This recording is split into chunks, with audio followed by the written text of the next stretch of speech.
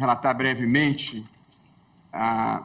Aqui é uma controvérsia relativa à liberdade de expressão e ao direito à indenização por danos morais devidos em razão da publicação de matéria jornalística na qual o terceiro entrevistado imputa a prática de ato ilícito a determinada pessoa. Nós tivemos aqui a posição do relator, o ministro Marco Aurélio, que entendeu que empresa jornalística não responde civilmente quando, sem emitir opinião, veicule entrevista na qual atribuído pelo entrevistado ato ilícito a determinada pessoa, no que foi acompanhado pela ministra Rosa Weber.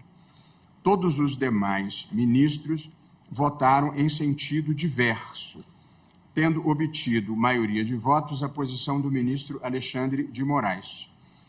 No entanto, Sua Excelência, como os diferentes ministros que votaram pela responsabilização apresentaram teses diversas, Sua Excelência, o ministro Alexandre de Moraes, propõe uma tese, e vou dar a palavra à Sua Excelência, que combina basicamente parte da tese proposta por ele como parte da tese proposta por mim mesmo, e, portanto, passo a palavra ao ministro Alexandre de Moraes, que foi o primeiro voto divergente e majoritário, para que Vossa Excelência submeta ao plenário a tese que está propondo e que eu já antecipo que estou de acordo. Por favor. Obrigado, presidente. Aqui, presidente, eu pretendi juntar a rácio da minha tese com de Vossa Excelência, englobando a ideia trazida e conversei anteriormente com o ministro Edson Fachin. Então, a tese proposta, item 1. A plena proteção constitucional à liberdade de imprensa é consagrada pelo binômio liberdade com responsabilidade, não permitindo qualquer espécie de censura prévia, porém admitindo a possibilidade posterior de análise e responsabilização por informações comprovadamente injuriosas, difamantes, caluniosas, mentirosas, e em relação a eventuais danos materiais e morais, pois os direitos à honra, intimidade, vida privada e à própria imagem formam a proteção constitucional à dignidade da pessoa humana, salvaguardando um espaço íntimo intransponível por intromissões ilícitas externas. Item 2. Na hipótese de publicação de entrevista em que o entrevistado imputa falsamente prática de crime a terceiro, a empresa jornalística somente poderá ser responsabilizada civilmente se, à época da divulgação, havia indícios concretos da falsidade da imputação e o veículo deixou de observar o dever de cuidado na verificação da veracidade dos fatos e na divulgação da existência de tais indícios. Muito obrigado, ministro Alexandre de Moraes, que propõe, então, que seja essa a tese de julgamento. Ouço o ministro Cristiano Zanin a propósito da tese. Presidente, Vossa Excelência, pois não, ministro Fachin. me permite, de fato, como Vossa Excelência já assinalou, formou-se maioria, exceção de 2 votos, o ministro Marco Aurélio, acompanhado da ministra Rosa, se não me falha a memória, mas, de qualquer maneira, pela negativa de provimento. E com efeito, a primeira manifestação da divergência, sendo prevalente, desloca a relatoria. Foi de Vossa Excelência, me perdoe. Eu não estou com pouco trabalho, de modo que o ministro Alexandre está em boas mãos. Não, foi...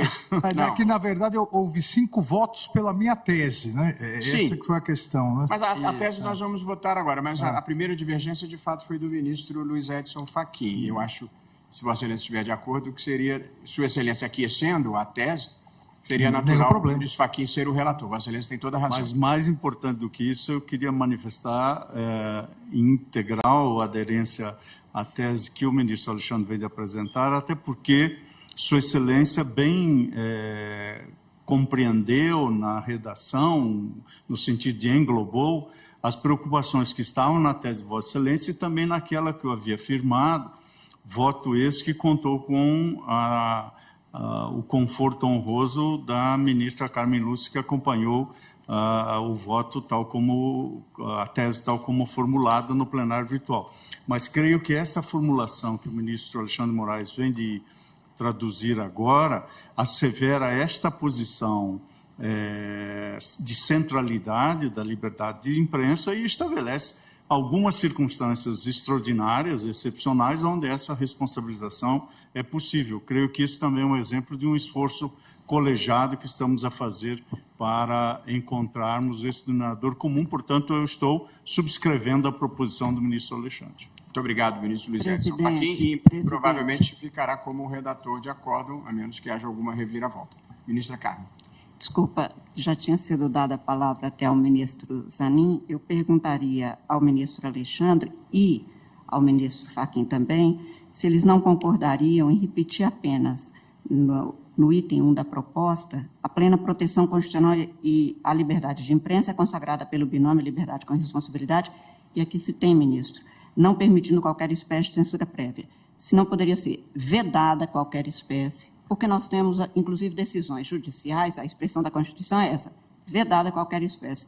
E quando não se permite, quer dizer, está vedada, por isso é que não se permite. Mas como aqui é a expressão constitucional, e como nós temos tido questões que chegam para nós em reclamação, porque alguns juízes entendem que aqui e ali não houve, etc., se repetisse, está vedado. Censura prévia no Brasil é proibida. Eu estaria confortável. Vossa Excelência propõe substituir não permitindo por vedada. Vedada qualquer espécie, que é a expressão constitucional. Acho que estamos todos confortáveis com isso.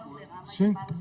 De acordo. Perfeitamente. Presidente, aqui é só para o ministro Alexandre poder deixar bem claro, quer dizer, a responsabilização por informações comprovadamente injuriosas, ou seja, aquele que dá a notícia sabe que não é verdade. Exatamente.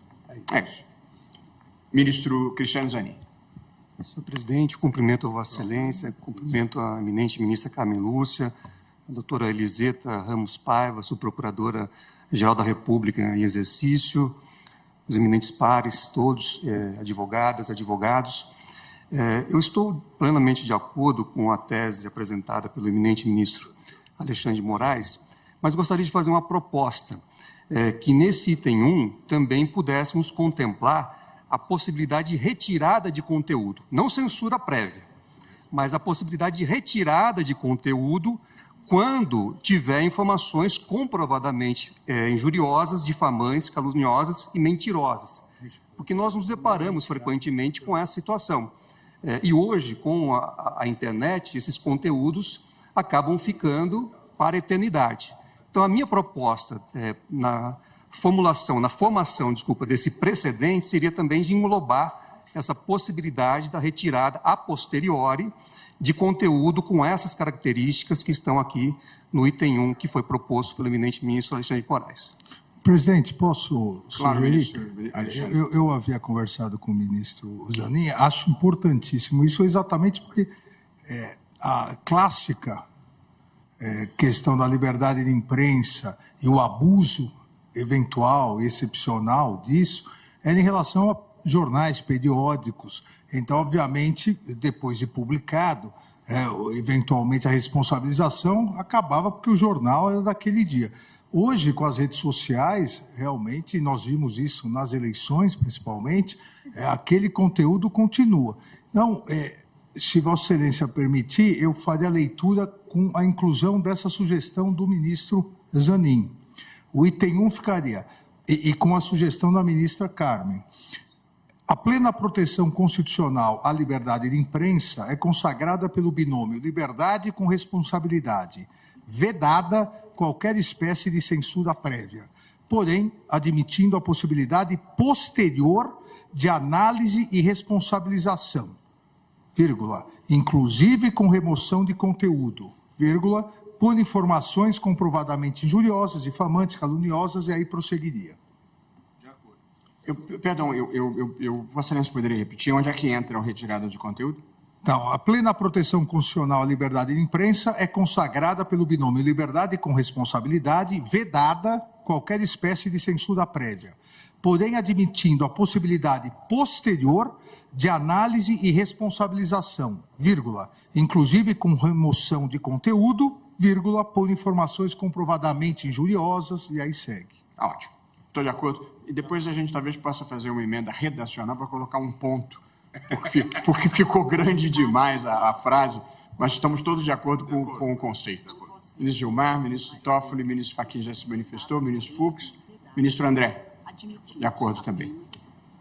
E eu também estou de acordo que essa aqui é uma composição coletiva realmente, a primeira proposição do ministro Alexandre, com o acréscimo do ministro Zanin, a segunda proposição é a minha mesma,